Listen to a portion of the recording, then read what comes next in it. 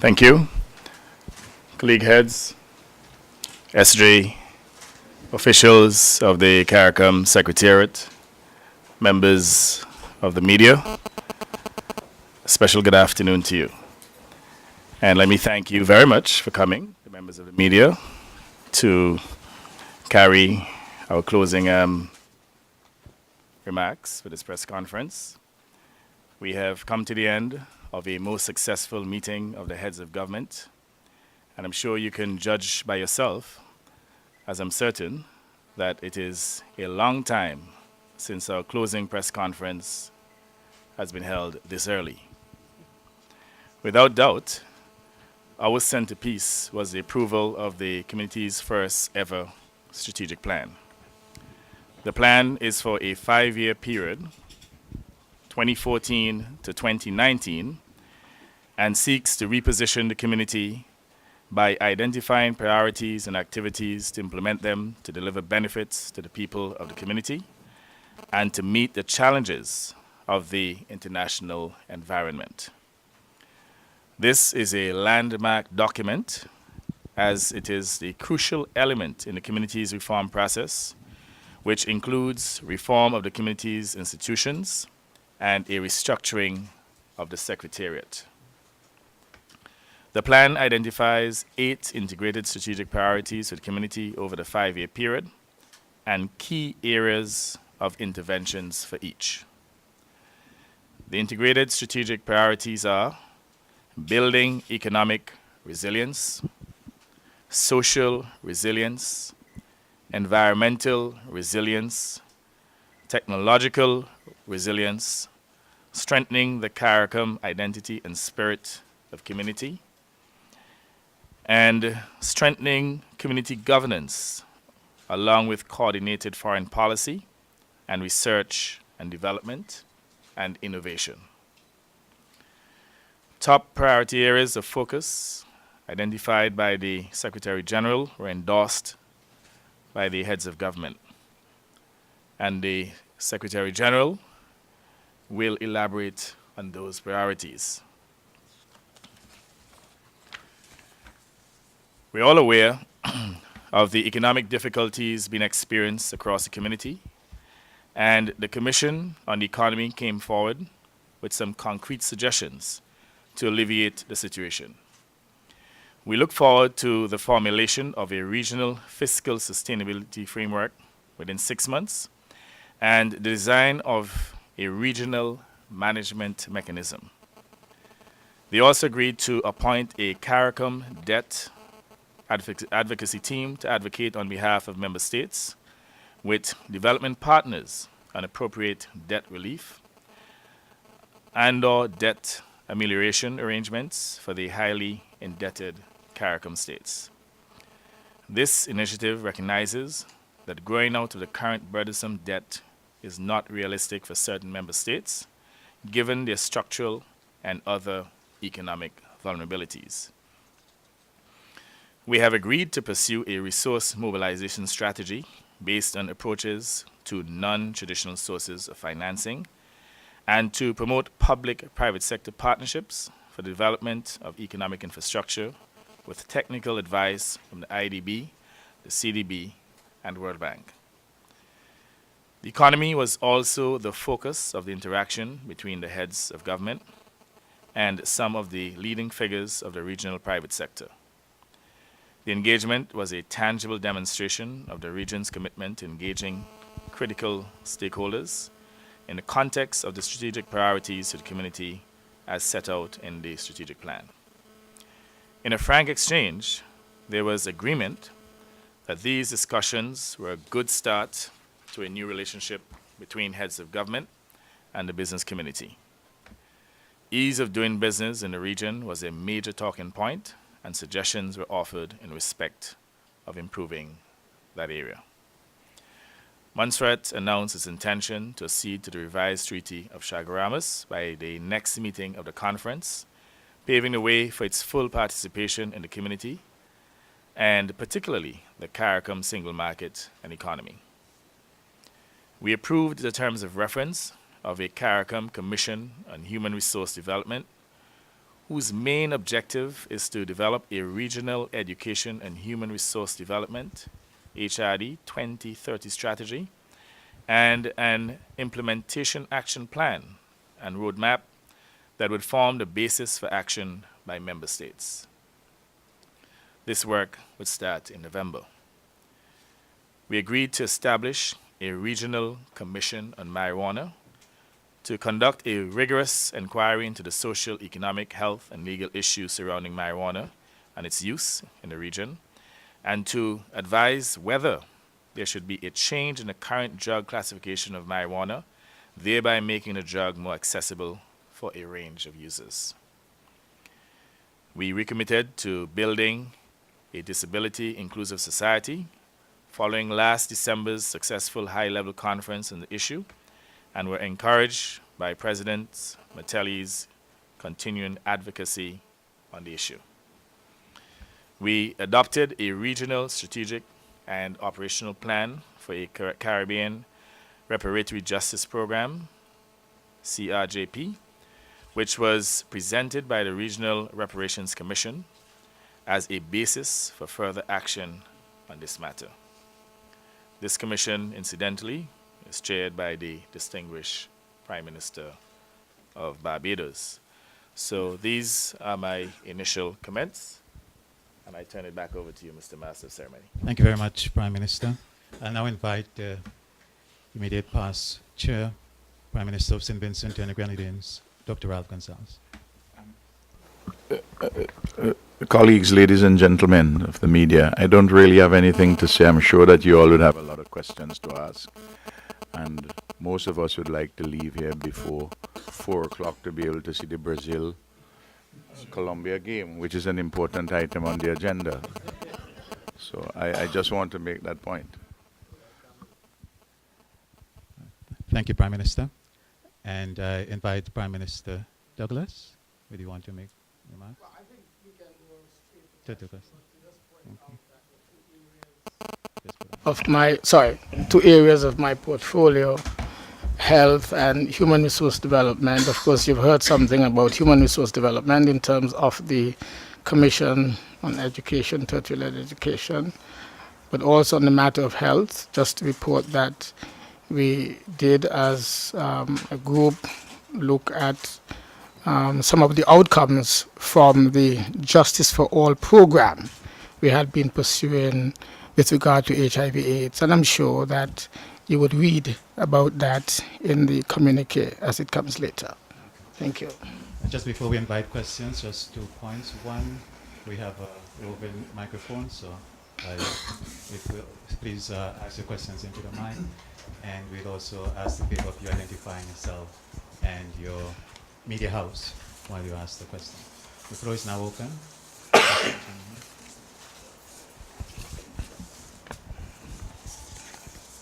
Peter Richards, CMC. With regards to the CARICOM debt team being established, could you identify which countries would be on that committee? What's the scope of its work? The Commission identified a need for a debt advocacy team, and that was approved, but in terms of a way forward, but in terms of membership of that team, that is to be determined. Further questions?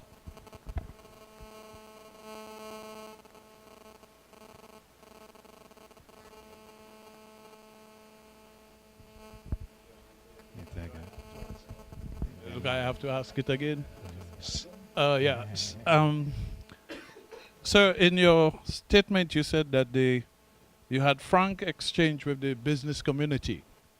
There's a school of thought, given the fact that we've always identified the business community as the pillars of growth and what have you, that to meet these people, captains of industry of the region, over lunch was not something sufficient.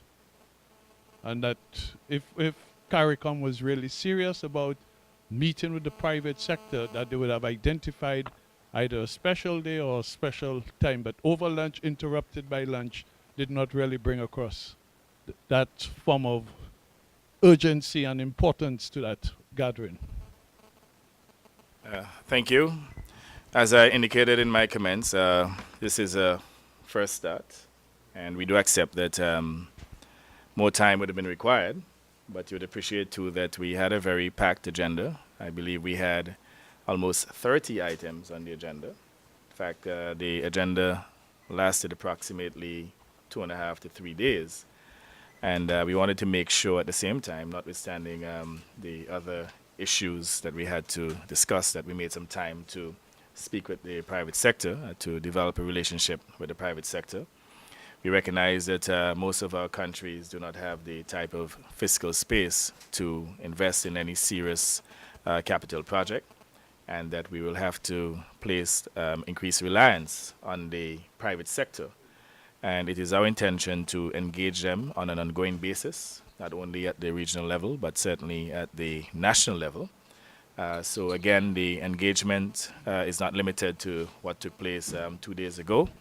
But again, this is something that we intend to institutionalize, and also to make sure that we have opportunities to speak or to dialogue with them, and to ensure that there's sufficient time to engage them. I asked the question simply because previously CARICOM leaders would have met with the members of the Caribbean Association of Industry and Commerce. There would be a delegation and there would be meetings.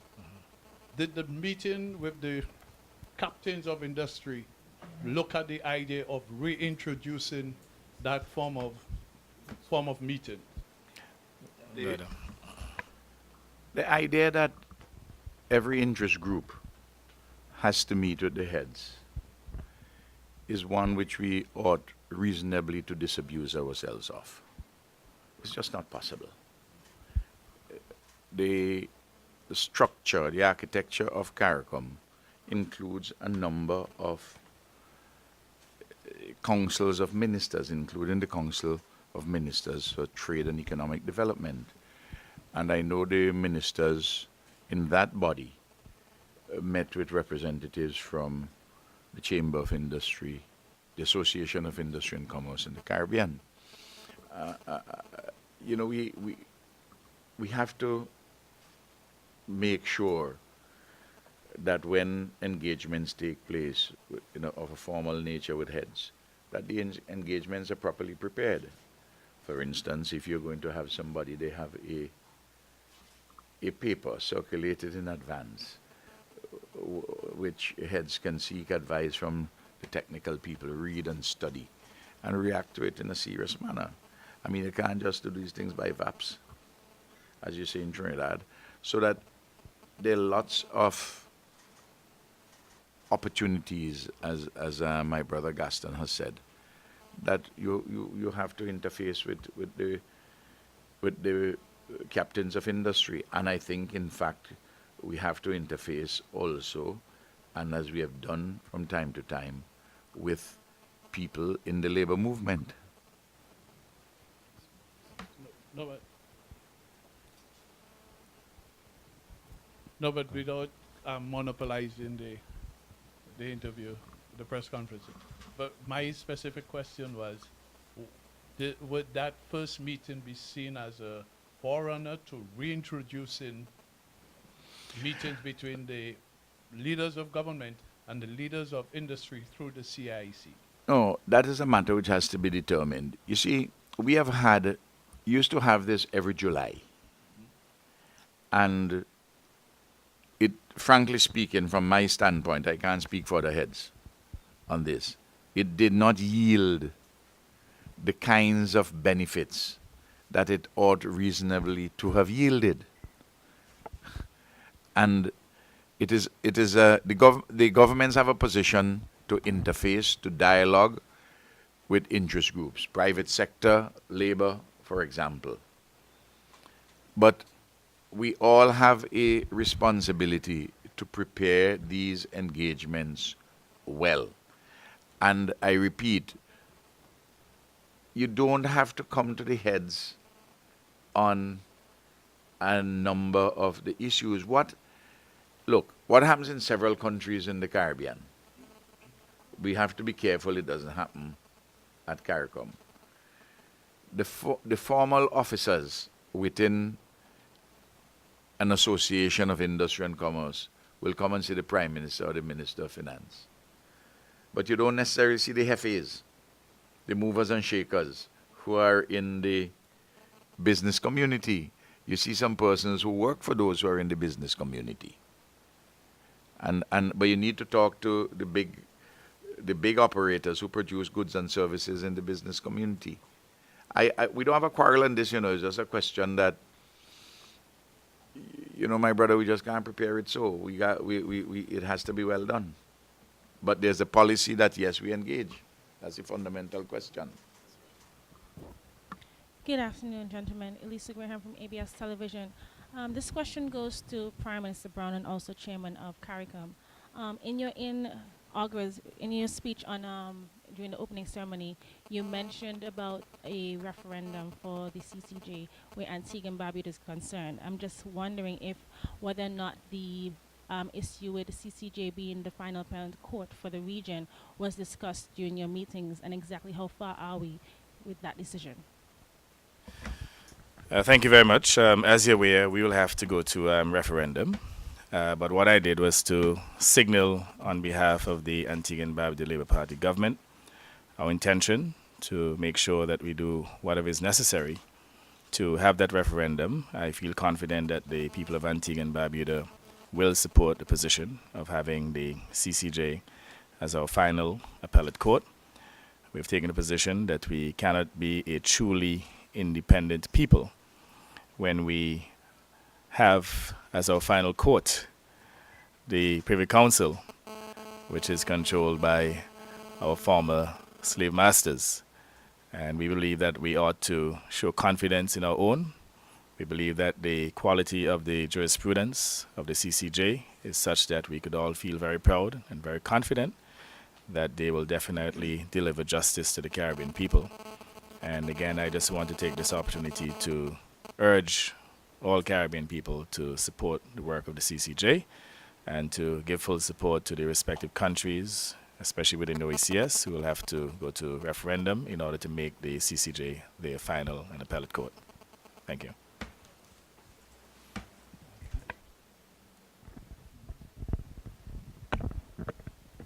Did any position was any position adopted with regards to the candidatures for the ACP positions? My understanding is that Suriname will be providing a candidate in a matter of weeks. I believe there possibly will be others, but for sure Suriname has indicated a desire to submit a candidate within a matter of weeks. Am I right, S3? Okay. There is a process which is being led by the ACP Secretariat, obviously which will involve the region, and all members of CARIFORUM will be invited to nominate. So far, 3 countries have indicated the likelihood of candidates: Suriname, Guyana, and Trinidad and Tobago. Because I asked the question because I know the ACP has said the next Secretary General comes from the Caribbean. It has, and there's a process in train that the Council of the ACP has agreed in terms of determining how that is done. Dr. Douglas, quickly there, on the question of the Justice for All program, prior to the meeting, at least 140 groups out of Jamaica and some of the Caribbean countries had written to, I think, the Secretary General and also to you, indicating that the Justice for All program would, and I paraphrasing the letter, would reorder Caribbean society, and they were fearful that the program would more or less lead to issues such as same-sex marriages and these type of quote-unquote incidences in the Caribbean. What did the meeting here? And they asked for Caribbean leaders not to adopt the Justice for All program. What did this meeting here do?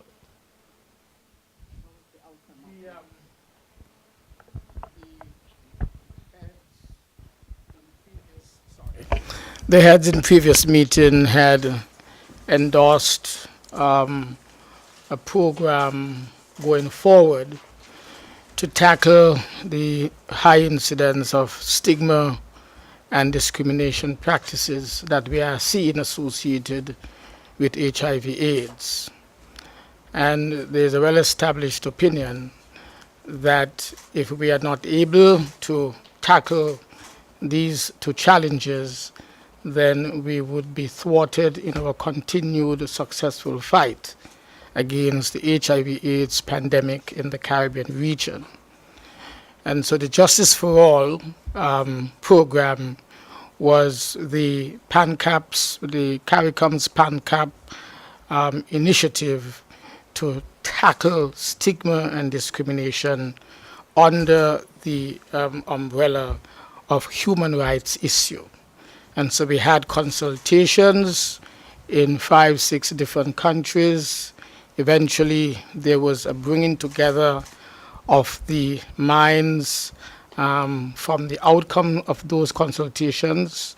We came together in Jamaica earlier this year, and out of that meeting in Jamaica, a declaration was being prepared to be circulated to the Caribbean community to engender people's reaction to the main points in the declaration.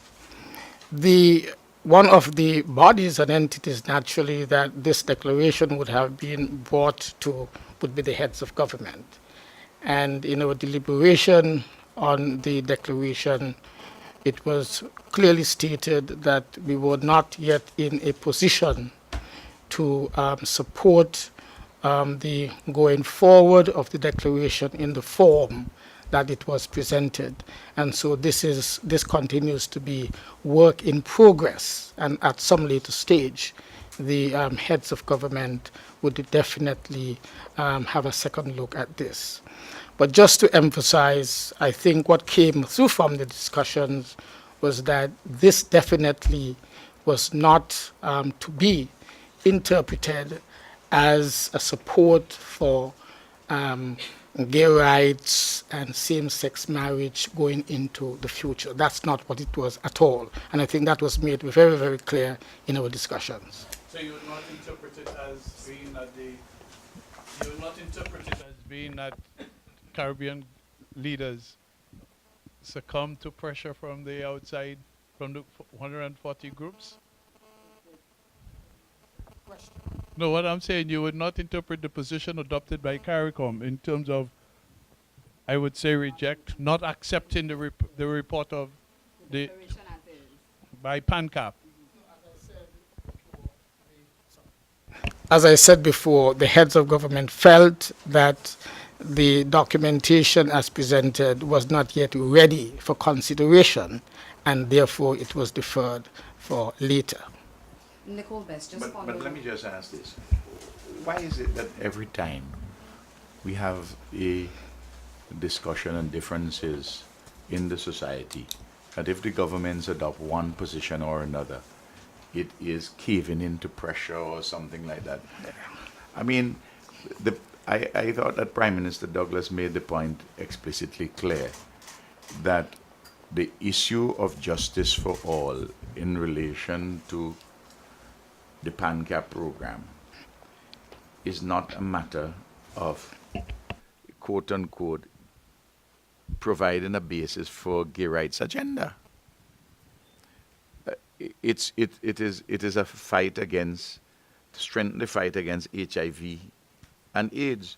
If some language which appeared, heads thought that that language ought not to be given support at the level of heads, and that the matter should be put to further discussions and further consultations, I would have thought that that would have been a responsible response to an issue on which there has been an ongoing discussion.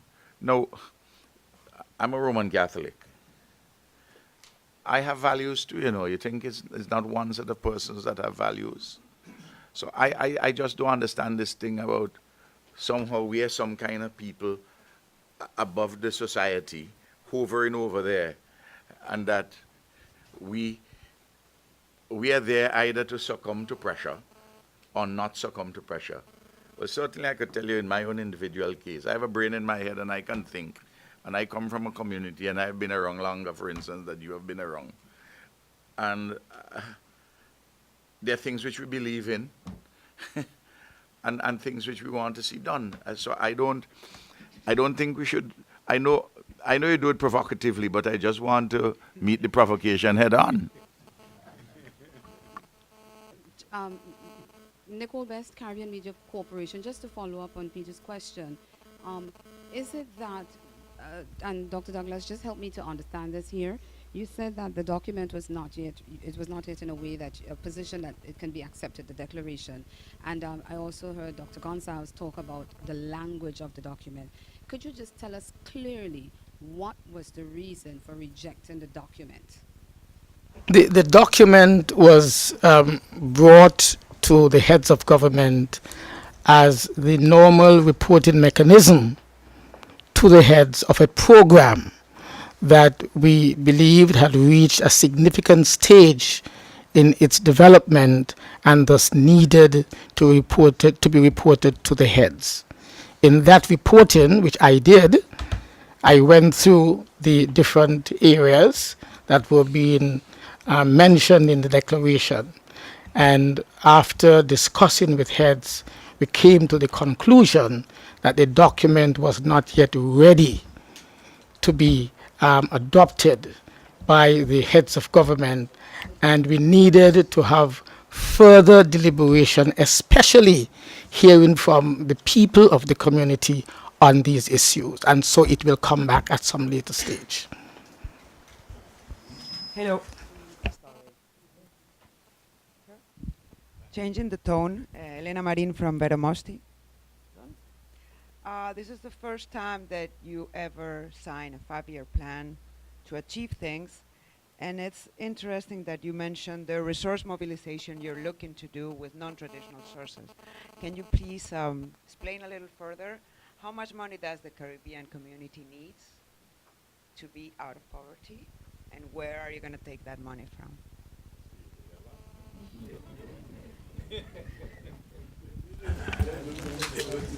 A strategic plan does not give you all the details one wishes to hear immediately. It projects a strategy for adopting how you want to proceed. And the strategic plan has done precisely that. So we've laid out what needs to be done. The work programs and the work plans that will come out of that will determine some of those details. Just more specific. Just to emphasize, it's not a budget document. It's about CARICOM countries obtaining a competitive advantage. So the document looked at strategies in order to achieve that competitive advantage. Where FDI comes into place, at what level? Again, as I said, it's not a budgetary document, but FDI would have been one of the top priorities, attracting foreign direct investments in order to grow our respective economies, to increase revenues, and to put our people back to work. Perfect. Thank you.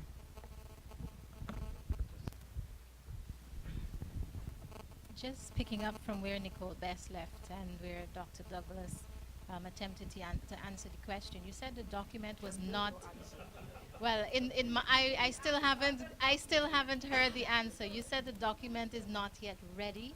What was it lacking? What did you expect to see? If we had the document here with us, I would have gone through the document with you, but we don't. Memory? After 31 different items on an agenda? Let me put it this way. I believe that what should have happened, if it has not yet happened, the document also should have been circulated to the media. And it would be very good, very welcoming if we were to get the media's response to the various articles in the declaration that the PANCAP had presented to the community for circulation and to the heads of government. So I would ask Dr. Douglas Slater from the Secretariat to make the document available to the media so that we can, in fact, have your responses as we as heads of government, finally would be presented with the document in the future? No, let's get straight to the matter, because I think that Dr. Douglas has spoken with sufficient clarity on a question which is still a work in progress. You've had 4 or 5 countries had consultation. Not all the member states have had consultations. And inside of the document which came contained many controversial propositions relating to the fight against HIV and AIDS and the question of quote-unquote stigma. Some of the language, for instance, would have spoken about faith-based stigma. Well, from my standpoint, if a faith articulates a position, that's not a faith-based stigma. That is their honest articulation of a position and a belief which must be respected. And therefore that language has to be altered.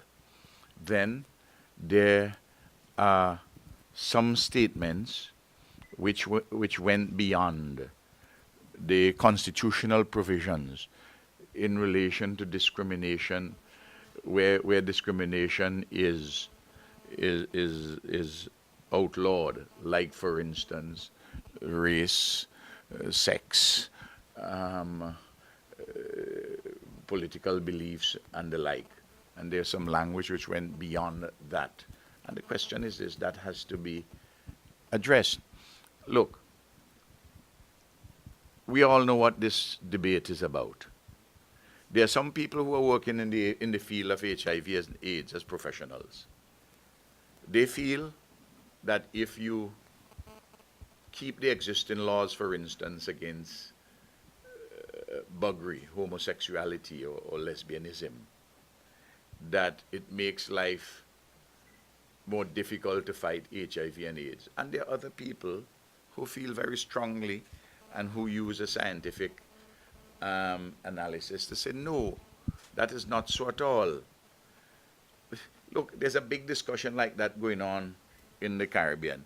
Do you think that the politicians who are closer to people than journalists, and who have values and who understand the real world, that we would not look at the document in a particular manner? I don't live in the clouds, you know. I don't have my feet firmly planted in the sky, my feet on the ground.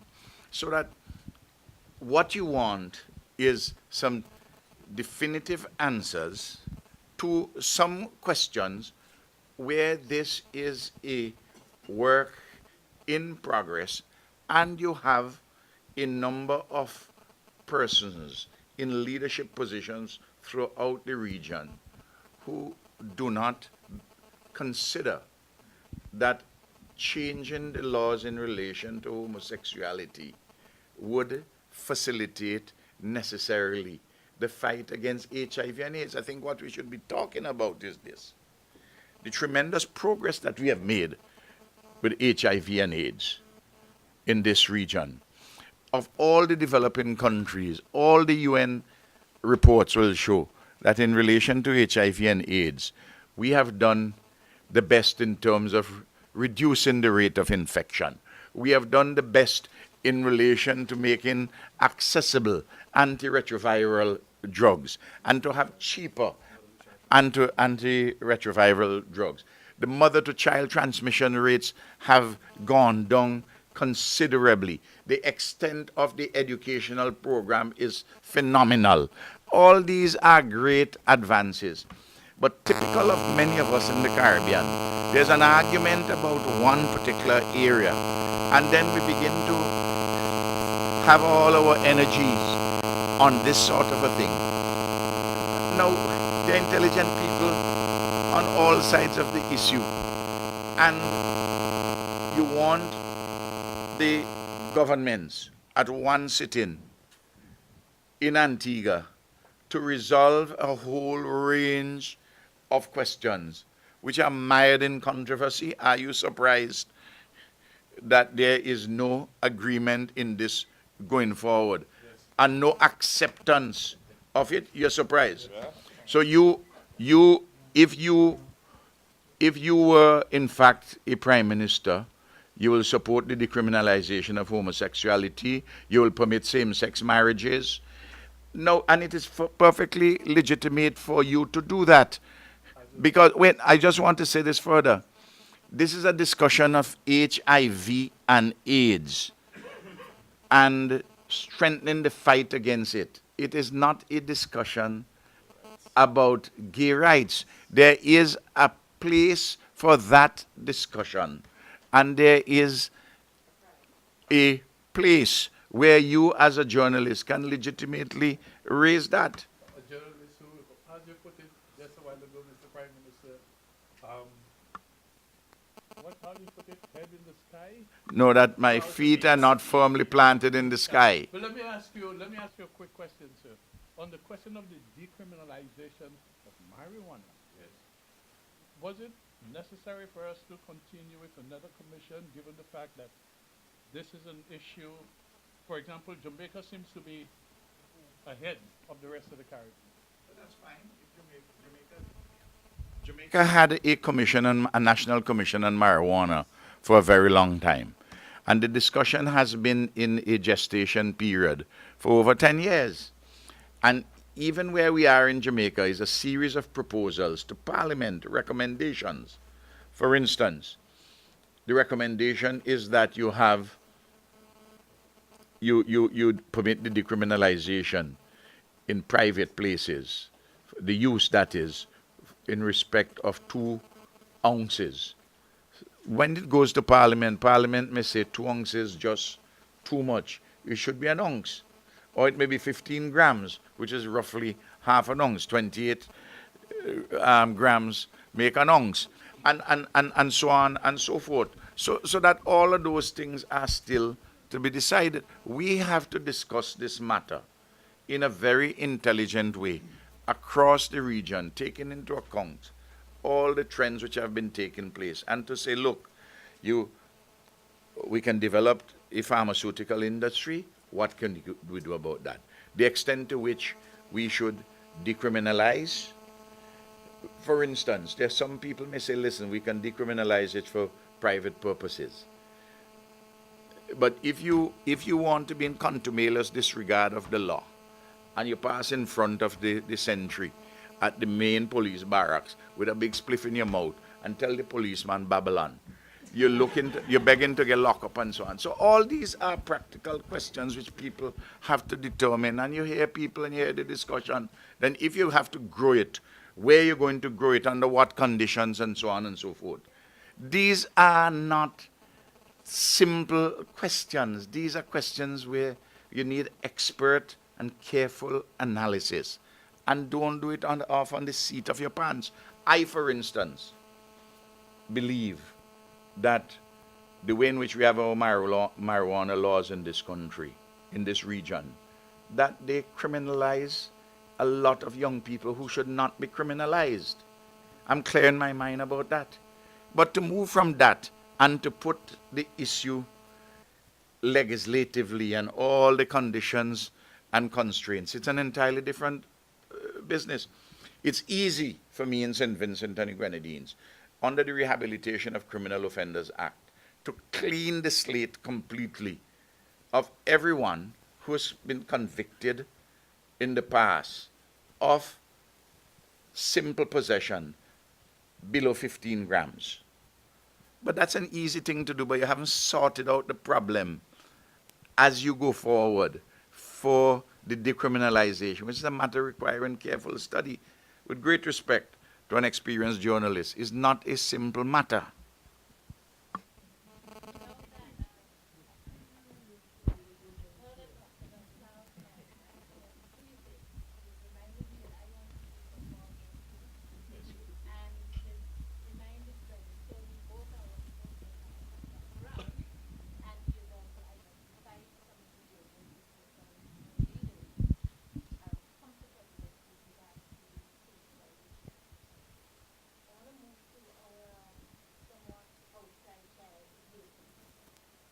Maybe we need to make a correction there. We're not uncomfortable with the destigmatization of HIV/AIDS. The issue No, I is said with about regards the to gay the rights subject issues that go with it. Yes. So you've identified those. Those were the things you wanted identified. And moving to Haiti, there for years, we've always been May I just say this for the moment? Haiti is not an outside child, even metaphorically. Haiti is a country which is part of our Caribbean civilization. And Haiti is a full member of CARICOM and which is a signatory to the Caribbean single market and economy. That's why I said outside child. Peter, thanks. This was the question because I've spoken to individuals from Haiti who reside in Antigua and who, one individual on Sunday was almost turned back at the airport after 4 hours of talks that, I actually live here. And they were demanding $100 US from me for a visa to enter Antigua. And this is something, St. Vincent, as far as I'm aware, is the only country that is visa-free, if I'm not mistaken, for 2 weeks. And for the rest of the region, a visa is required. And you have to stand in the line at foreign affairs or at the airport for hours, even if you're in transit sometimes, to get that visa. So Haitians who live here have considered themselves in some way outside. What is CARICOM's position on that? You have raised a question which was raised in the conference and raised by me, and I've raised the question over and over again. But we must remember this. The process by which Haiti entered the CSME did not permit for all the issues to be resolved. And some clearly require resolution and can be resolved within the context of the revised treaty and whatever decisions taken by the Conference of Heads. Because the Conference of Heads, insofar as decision making is concerned, can narrow or enlarge the process and the extent of migration and entry and the like. Look, let us be practical. Haiti is a country with 10 million people. St. Kitts and Nevis have 50,000 people. Now, if a very small percentage of Haitian people descend into St. Kitts, it would not just alter the entire demographics, but would also create immense social problems. Housing, for instance, some security issues and the like, sustainability. So that the way in which the issue, in my judgment, has to be framed is that this is a challenge, and how do we address this challenge? And clearly, we have to address it, particularly in light of the Shanique Myrie case. And the Haitian president was there when I raised the question. That is not the only migration issue which is required to be addressed.